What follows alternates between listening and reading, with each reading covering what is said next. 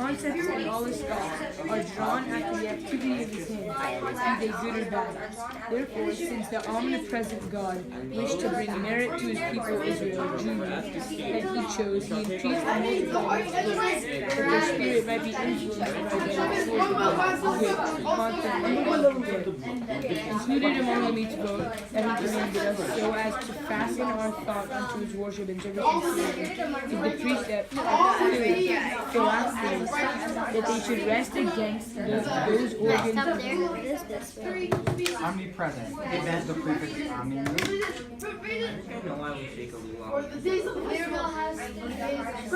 It means everywhere.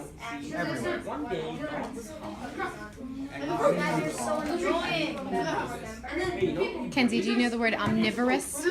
Like carnivorous, herbivorous? So omnivorous means it eats everything. Omnipresent means all present, means everywhere. And you sometimes see the word omnipotent as a way to describe God. That means all powerful. Everywhere.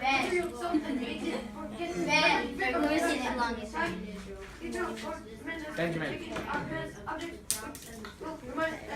Alright, let's go. So we're on to. Wait, we just finished reading. Included among mitzvot the commandment are tefillin, that they should rest against those organs of a man which are known to be the seat of the intelligence. For an example, the heart and the brain. Through his action of his, one will constantly focus all his thoughts toward vision, and he will remember and be careful. Which he does continually. Concepts always are joy Okay. Slow down and make sure you're internalizing what's being read.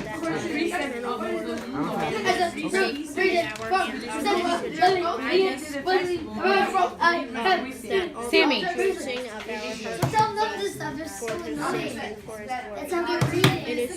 was his wish that the reminding object should be a joy-giving species, just Many times in the earlier pages that a man is acted upon, influenced according to his actions. Continually. Things that he does on a consistent basis. the person who comes to Simeon. And all his thoughts are on which he does after activity of his hand. Yeah, what does that mean? What does it mean for your thoughts to be drawn after the activity of your hands? alone was supposed to be like When you see a thing to do it, Yeah, it's like the notion of Na'aseh v'nishma, which maybe you learned, but your beliefs are influenced by your actions. Great. Therefore, since the omnipresent God wished to bring merit to his people Israel, Jewry, that he chose, he increased and multiplied mitzvot, that their spirit might be influenced by them toward the good conduct of all the day. Good. So what's the broader purpose of mitzvot here? Only one question. The days of the festival are days of great rejoicing. Like doing the mitzvah will be influenced by like the time of the day. And the fruit of the trees into the house. And then people rejoice in great happiness. For this reason, it is called the harvest festival. If you do mitzvot all day, right, that will influence you to proper belief and to being good. You might be influenced by them toward the good. Does that make sense? The more you do mitzvot, the more influence towards good you'll be. Great, keep going. Included among the mitzvot that he commanded us so as to fasten our thought onto his worship and service and purity is the precept of tefillin, that they should rest against those organs of the man which are known to be the seat of the intelligence, i.e. the heart and the brain. Through his action is one will constantly focus all his thoughts toward I have a the question. good. So, who told? Did God tell? Did God tell? Who did God tell? So if you wear tefillin, how does that help you? In the Torah. We looked at this when we Yeah, but how? Like, who did he tell? I see. So remember how God talks to Moshe Rabbeinu? Philin helps you And cultivate Moshe honesty. relates the teachings to Mitzvah. That's what God told Moshe Rabbeinu, and then Moshe said, "Hey, you told me what you're supposed to do in the desert." Make sense? Great question.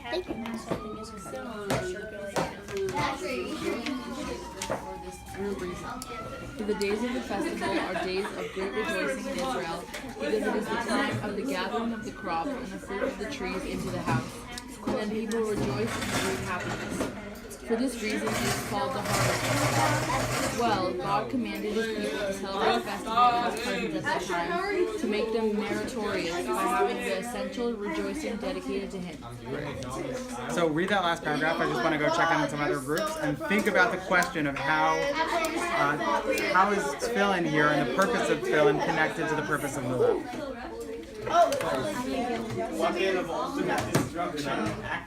They are both objects / symbols that connect you mentally and physically with God. Good. Okay. Are most people? I have finished.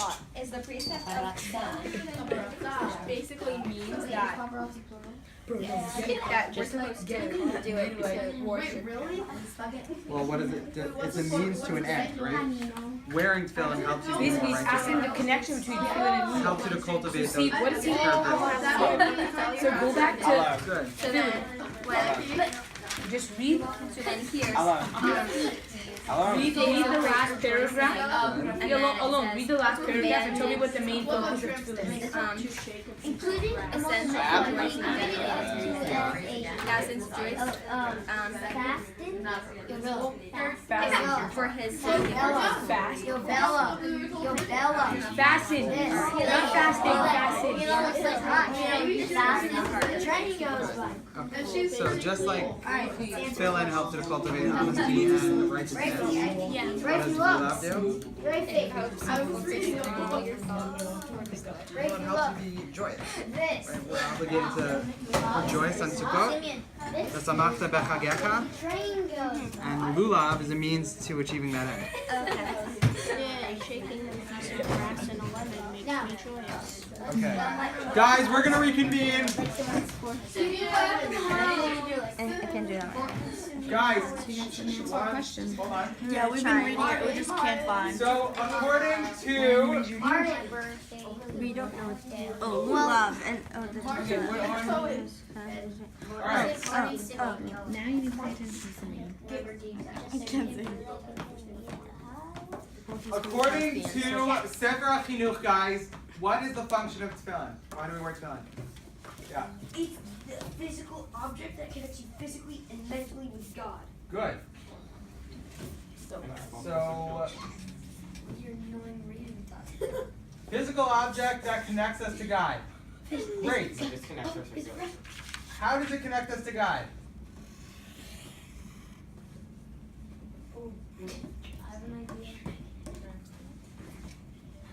He tells us, right? It cultivates certain kinds of characteristics or virtues in us. Yeah. And then what does the keeper do? We're not addressing kippah right now. Stay focused on tefillin. It could kill it. Like, That's a different question. That's a good question, but it's not the question we're addressing right now. Yeah, Ben. Well, it makes everyone focus on the good. Good. And they'd be very focused on Ukraine. Yes, it helps you just remain focused. But he specifically talks about certain characteristics. What do you mean?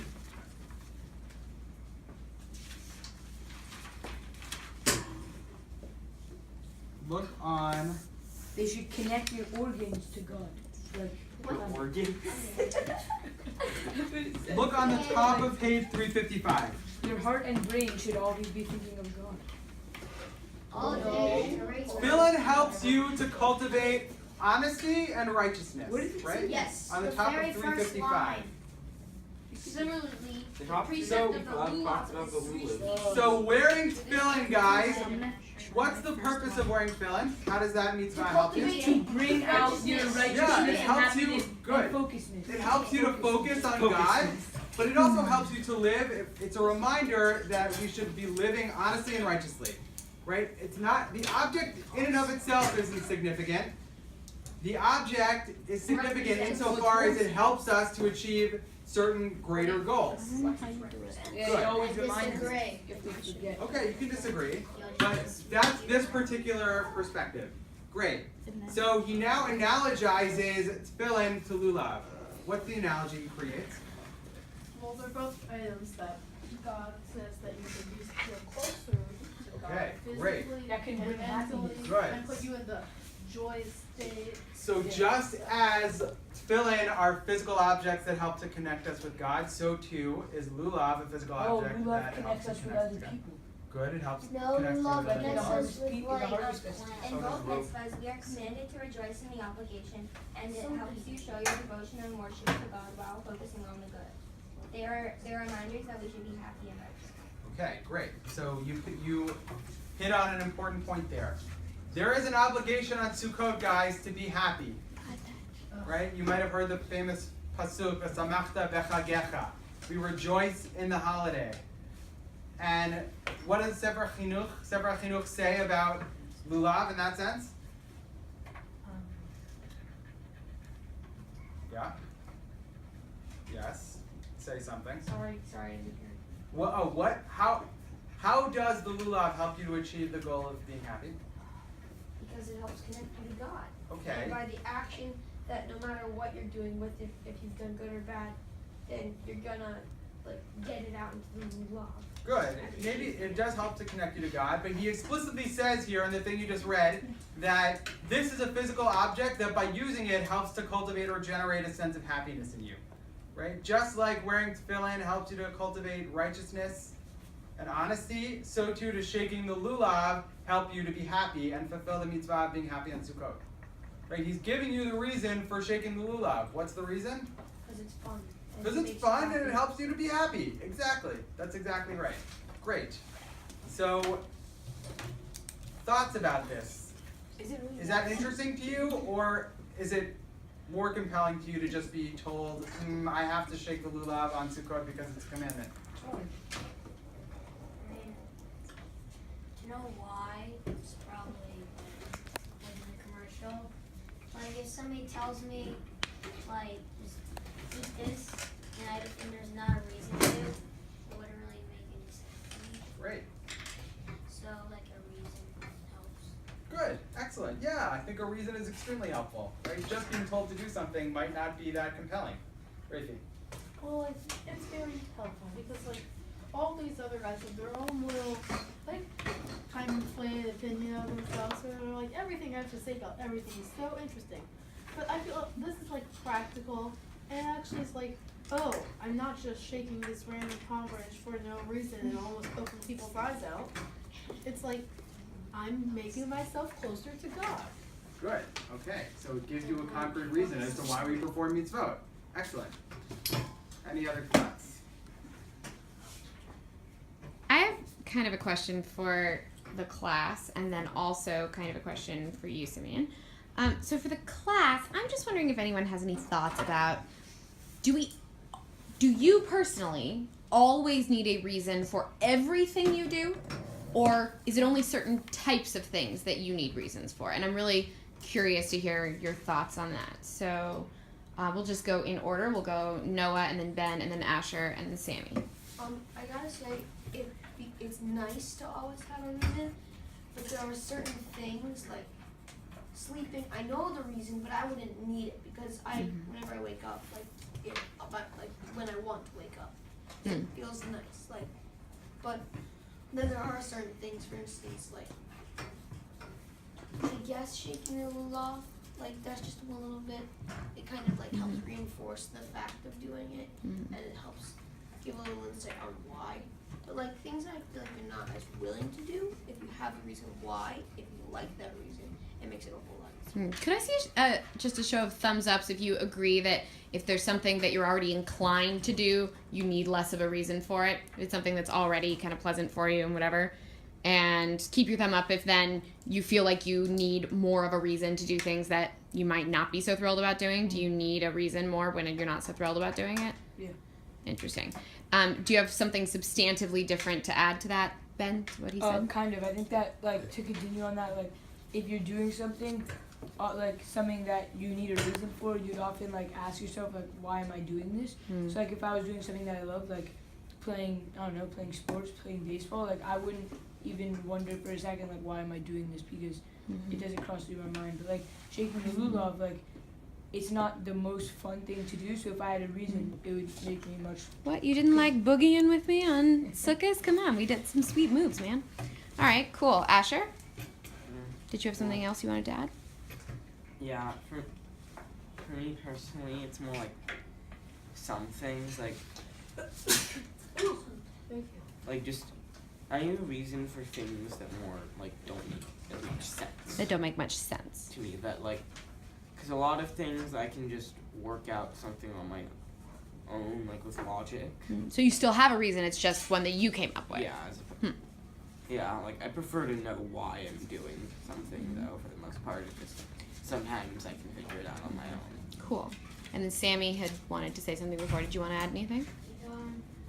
I mean, I think, like, kind of like what Ben said, if I just, like, want to do it, I wouldn't really have, like, I wouldn't really care why. But, like, I really guess not over. Okay. Alone, last thought. I think like who tells me. That matters? Yeah. Who tells you? Like if it's just some stranger to, you know, yeah. But like if it's my mom and I have to do something, or if it's like someone important, or you know. Cool. So it matters who tell me. Good. So then my second question, it's as, actually, now that I think about it, it's as much for you guys as it is for Simeon. I'm wondering, having learned this from Sefer HaChinuch, you're saying, oh, I prefer to have a reason for things that I might not want to do otherwise, or that might not make sense to me otherwise. Lulav, you're saying, hey, it's not like it's delicious to shake the lulav. It's not like it's the most fun I've ever had to shake the lulav. So maybe I need a reason for it. And also, I can't come up with the reason on my own. Like, it doesn't make sense, so I need a reason. Is this reason, does it make sense to you, and is it good enough? Like, that's my question, because I have certainly had mitzvot where I'm like, why do I have to do this? And the answer is like, oh, it brings you closer to God. And I'm like, how? And so I'm wondering, Simeon, and also from the class, like, if you've also had that experience, how you feel about it in this instance, and then also, like, what do we do when that happens, when the reason isn't good enough? So, I don't know if, Simeon, you want to call on people? Sure, Or you want to share first? Yeah, I'll answer that very quickly just because class is about to end. We have a little while, don't we? Did we go to 3? Oh, you're right, 3. I thought it was 3:15. Sorry. I would say that I'm a big proponent of what's called the Na'aseh V'Nishma approach to halakha, to Jewish law, to performing mitzvot. That means the do first and then think about why or understand why later. There are plenty of mitzvot that I don't really fully understand. There are a lot of them. And for a lot of them, it's difficult for me to articulate in language why I'm doing them, right? It only becomes clear to me why I'm doing them after I do them. Meaning, well, I'll just give you an example, a non-mitzvah example, right? I don't really fully understand the rationale behind making your bed. I don't really get that. Like, you're gonna take the sheets off in a few hours anyway to sleep again. Like, what's the point of having a made bed, rationally speaking? But when I make my bed and my room is clean, it's very clear to me that it's important to have a clean, ordered room. I'm very happy that I've done it. And I'm sorry that we're not going to have more time to do this, but I want to make sure that you go to your next class. I would love to hear from you guys the next time we meet in this Beit Midrash. I would love to hear your thoughts, not just about Simeon and Simeon's lesson, although I'm sure I'll hear all about it, but also, like, what are your thoughts on this? Like, what reasons are good enough for you, and which ones aren't, and why? So let's say thank you to Simeon.